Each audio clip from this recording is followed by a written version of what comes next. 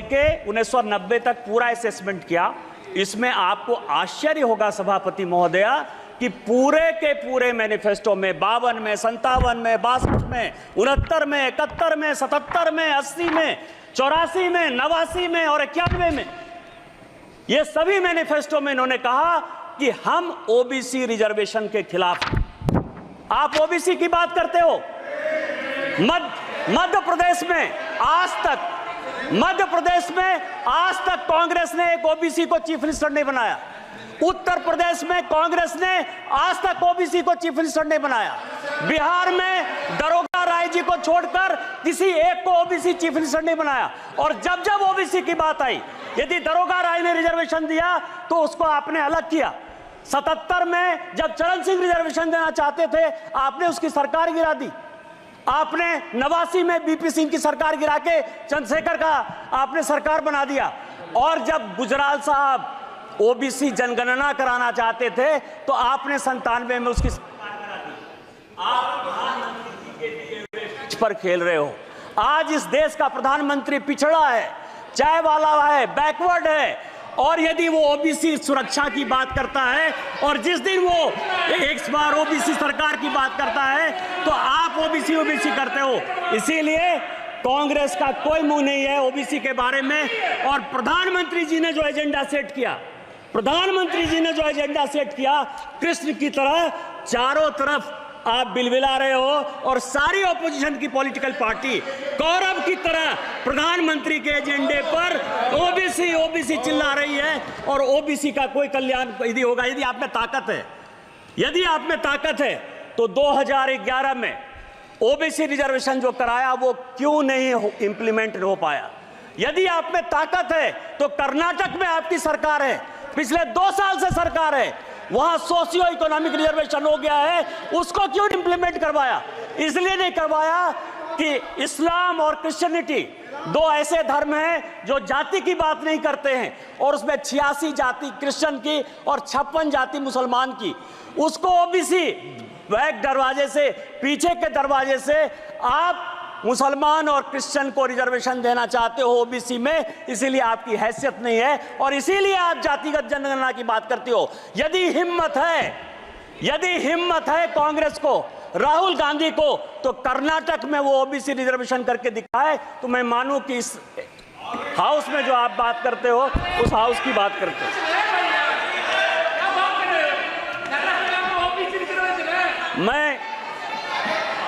मैं कांग्रेस का बहुत सम्मान करता हूं, गांधी फैमिली का है भी सर।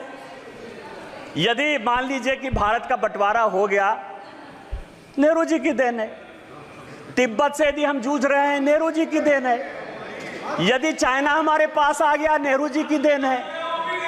आप ये समझिए एस्मा यदि आ गया 68 में, यदि ओबीसी रिजर्वेशन के लिए सरकारी अधिकारी आंदोलन करना चाहते थे तो इसेंशियल सर्विस मेंटेनेंस एक्ट जो है आपने ले आया, इमरजेंसी आप लेके आए, ऑपरेशन ब्लू स्टार आप लेके चले आए, श्रीलंका में पीस कीपिंग फोर्स आपने भेज दिया, 2G 4G 3G सब आपने कर दिया। इसीलिए मैं आपके गांधी फैमिली का बड़ा सम्मान करता हूं। इसीलिए बजट में आपने जो बोला वो मेरे लिए बड़ा अच्छा है।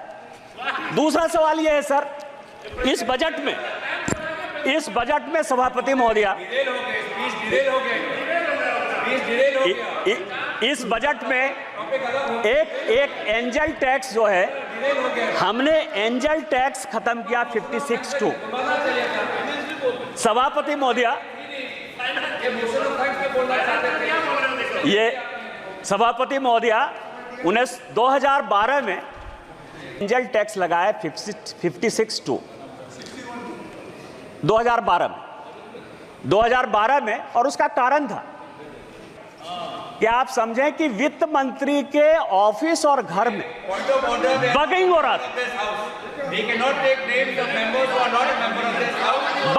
था, वित्त मंत्री के ऑफिस में माने नहीं सकते बजट पर चर्चा करिए। और इस चक्कर में ज्यादा बढ़िया बनने के चक्कर में, जितना बढ़िया बनने के चक्कर में उन्होंने एंजल टैक्स लगा दिया।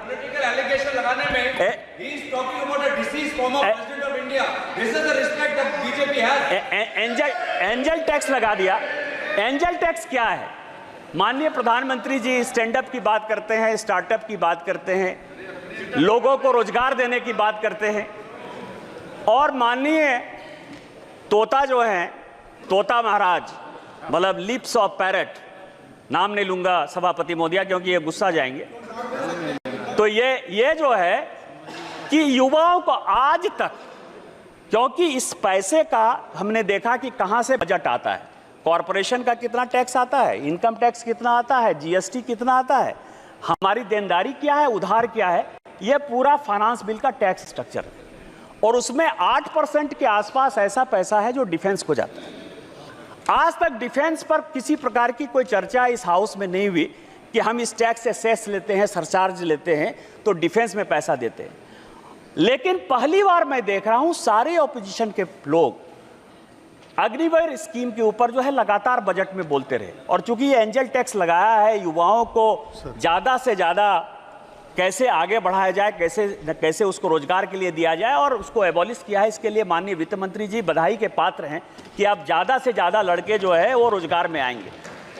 लेकिन मैं इसके तह पर गया तो मैं आपको बताऊं कोई नई बात नहीं है।